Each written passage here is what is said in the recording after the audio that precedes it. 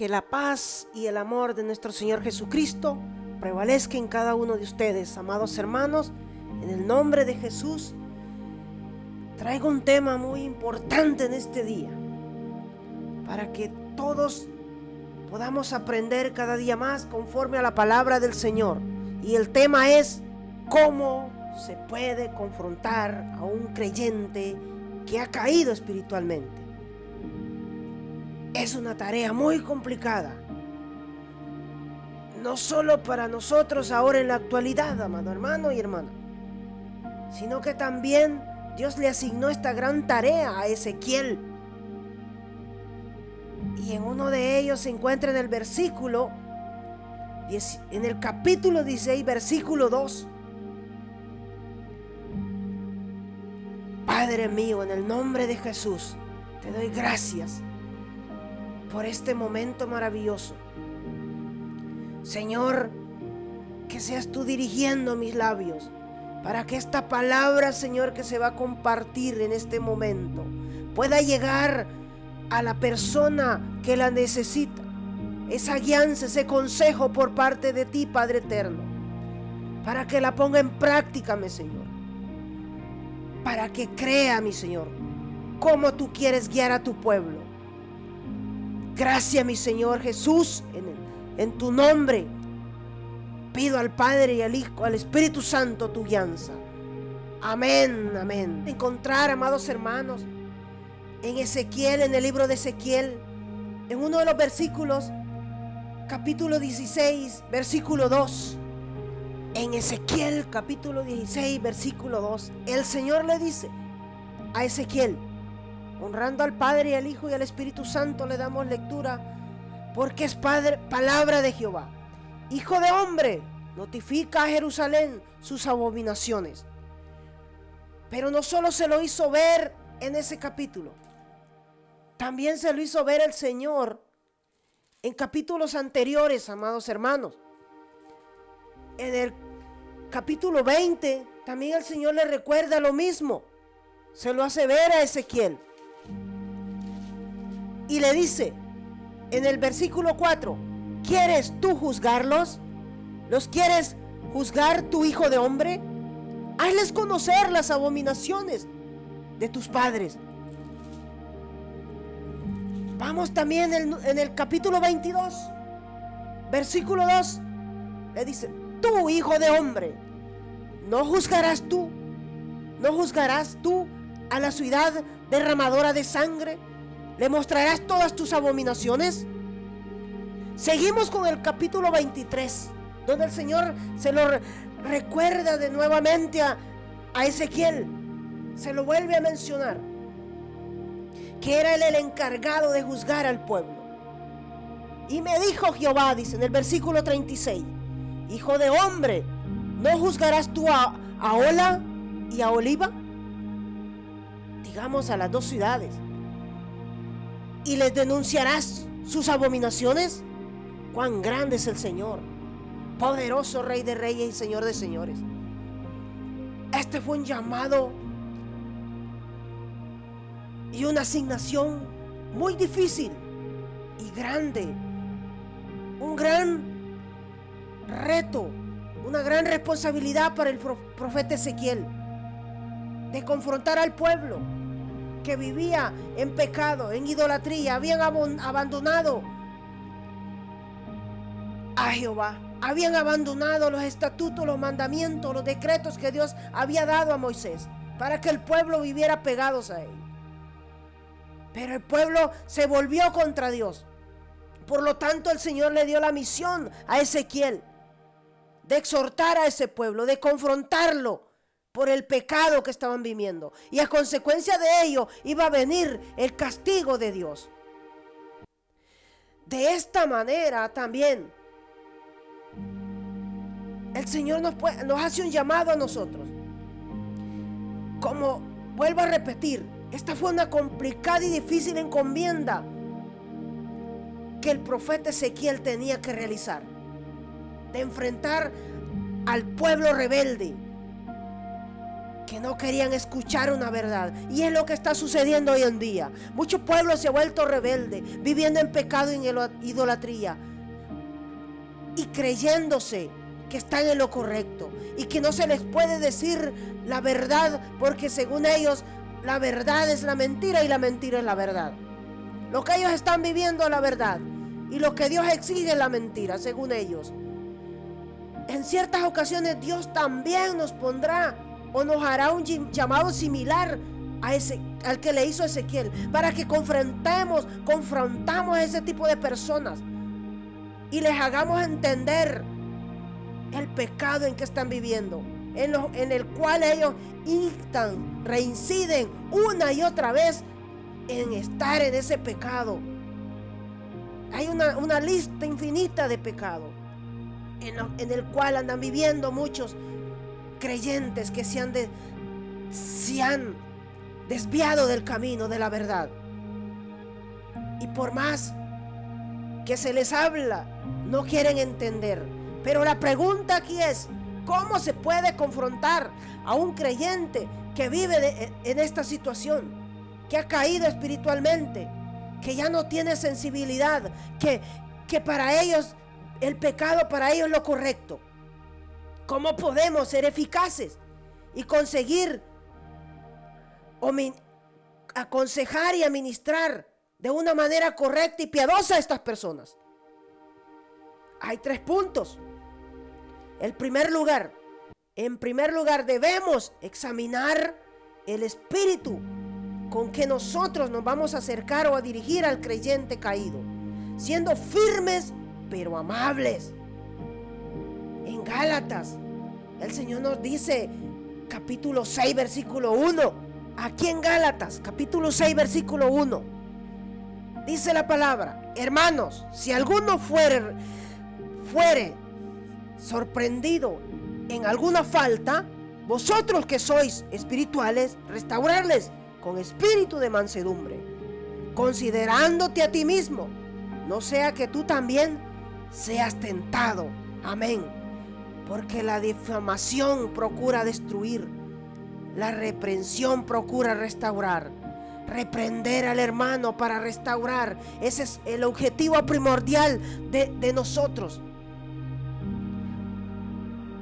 Recordemos que estamos hablando con personas que quizás se encuentren frágiles o están confundidas, que no podrán entender si nosotros lo hacemos con nuestras fuerzas. No necesitan nuestra condenación. No los vayamos señalando a ellos.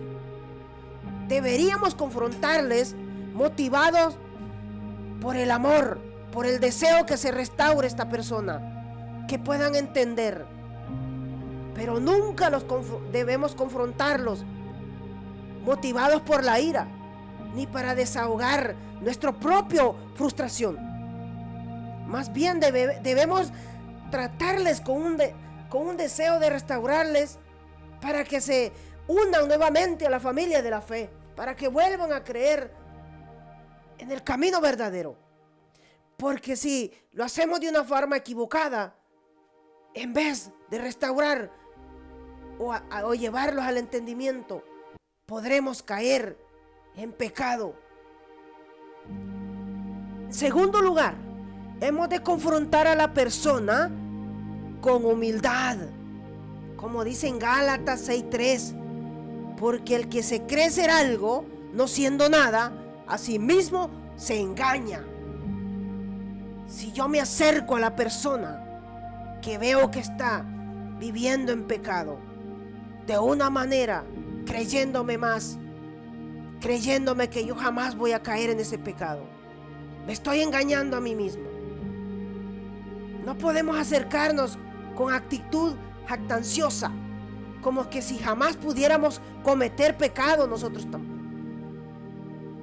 Porque esa mentalidad de perfección, de orgullo, de que si yo puedo, yo soy más, de que yo nunca caeré en pecado, eso no le agrada para nada a Dios.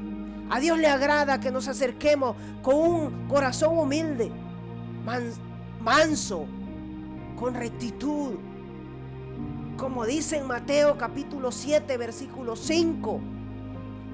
El Señor nos hace ver en esa palabra.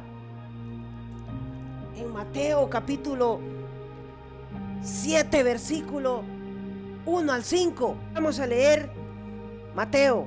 Dice: no juzguéis para que no seáis juzgados, porque con el juicio con que juzgáis seréis juzgados, y con la medida con la que medís os será medido. ¿Y por qué miras la paja que está en el ojo de tu hermano y no echas de ver la viga que está en tu propio ojo? ¿Y cómo dirás a tu hermano: déjame sacar la paja de tu ojo y aquí la viga en el ojo tuyo? Hipócrita, saca primero la viga de tu propio ojo y entonces verás bien para sacar la paja del ojo de tu hermano. No podemos ir con una mentalidad creyendo que nosotros somos perfectos y que no podemos caer en la misma situación que el hermano está viviendo en este momento. Tenemos que ir con un corazón humilde, porque como dice en Juan capítulo 1, primera de Juan capítulo 1 versículo 10, si decimos que no hemos pecado, le hacemos a él mentiroso. Y eso significa que la palabra de Dios no está en nosotros. Y si abordamos al creyente caído con un complejo de superioridad, ciertamente no responderá bien a nuestros esfuerzos, por más que nos esforcemos, porque estamos dando golpes con la pared, creyéndonos nosotros superiores a él. De hecho, lo único que lograríamos es levantar una pared que obstruye el proceso de restauración, la cual es la meta primordial para nosotros cuando confrontamos a la persona. En lugar de esto, debemos recordar que todos somos vulnerables a la tentación y que hoy es la otra persona que está caída. Mañana podemos ser nosotros, mañana puedo ser yo, y solamente por la gracia de Dios que no hemos sido esclavizados nuevamente. Por la gracia divina de Dios es que nosotros podamos decir: gracias, Señor, porque nos ayudas a vencer la tentación. Por la misma razón debemos de entender con qué forma vamos a acercarnos, de qué manera vamos a acercarnos a la persona que está viviendo en pecado, porque también nosotros estamos expuestos a caer esclavizados por la misma iniquidad. También debemos entender que no convencemos a nadie de su pecado, porque esa es la obra exclusiva del Espíritu Santo de Dios. Es el Espíritu Santo el único. Cuando Él venga, convencerá al mundo. Él es el encargado de convencer al mundo de pecado, de justicia y de juicio. El Espíritu Santo. Nosotros necesitamos mucho del Espíritu Santo. Esa guianza, porque no es con nuestra fuerza, no es con nuestro poder, no es con nuestro deseo, sino que es con el poder del Espíritu Santo. Nuestra única responsabilidad es de estar allí y de instar, de animar a la persona a que haga todo lo que Dios dice conforme a su palabra. Y así ella pueda recibir y gozar de la gracia del Señor nuevamente. En tercer lugar, debemos acercarnos